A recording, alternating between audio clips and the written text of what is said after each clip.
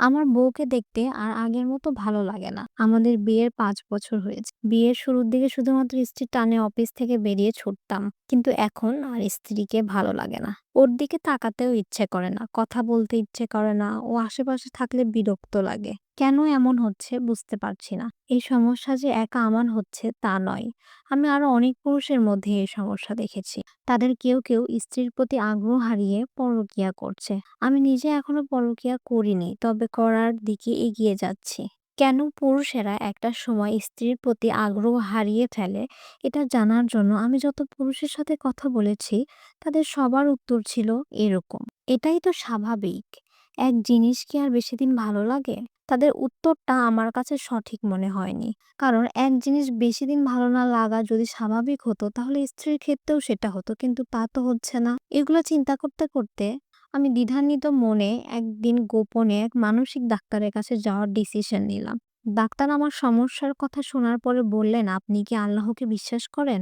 আমি বললাম, জি করি। আল্লাহর একটা নির্দেশের কথা আপনাকে বলবো, যদি মানতে পারেন তাহলে আপনার এই সমস্যা দূর হয়ে যাবে, কোনো ওষুধ লাগবে না। ডাক্তার বলল, সূরা আন নূরে আল্লাহ বলেছেন, হে নবী, পুরুষদের বলে দাও তারা যেন নিজেদের দৃষ্টিকে সংযত রাখে এবং নিজেদের লজ্জাস্থানের হেফাজত করে।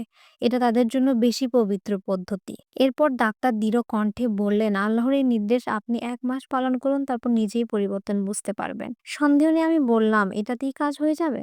ডাক্তার হেসে বললেন, অবশ্যই হবে, ইনশাআল্লাহ। শেষে ডাক্তার বললেন, ১ মাস পর আমার কাছে আসবেন। আপনাদের বলেছিলাম আমি পরকীয়া না করলেও পরকীয়ার দিকে এগিয়ে যাচ্ছি। ঘটনা হলো, আমার এক বন্ধুর পরিচিত এক মেয়ের সাথে গোপন এক সম্পর্ক গড়ে উঠতে শুরু করেছে।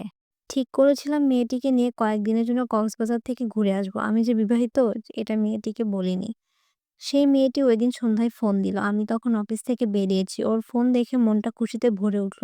কিন্তু ফোনটা ধরার সময় মনে পড়ল আল্লাহর নির্দেশের কথা। তৎক্ষণাৎ মনকে শক্ত করলাম, ফোনটা ধরলাম না। মেয়েটা যতবারই ফোন দিল ধরলাম না। এভাবে দৃষ্টি সংযত রেখে লজ্জাস্থান হেফাজত করে ১৫ দিন কাটানোর পর লক্ষ্য করলাম আমার মাথায় স্ত্রীর ভাবনা ছাড়া আর কিছুই কাজ করছে না। পরদিন ডাক্তারের কাছে গেলাম। ডাক্তার বললেন, এখনো তো ১ মাস পার হয়নি। হেসে বললাম, সমস্যা দূর হয়ে গেছে। আমি এখন বুঝতে পেরেছি কেন পুরুষেরা স্ত্রীর প্রতি আগ্রহ হারিয়ে ফেলে। অতীতের ভুল আর কখনো করব না। ফেসবুক স্ক্রল করতে এত সুন্দর একটা গল্প পড়লাম, তাই ভাবলাম আপনাদের সাথে শেয়ার করি।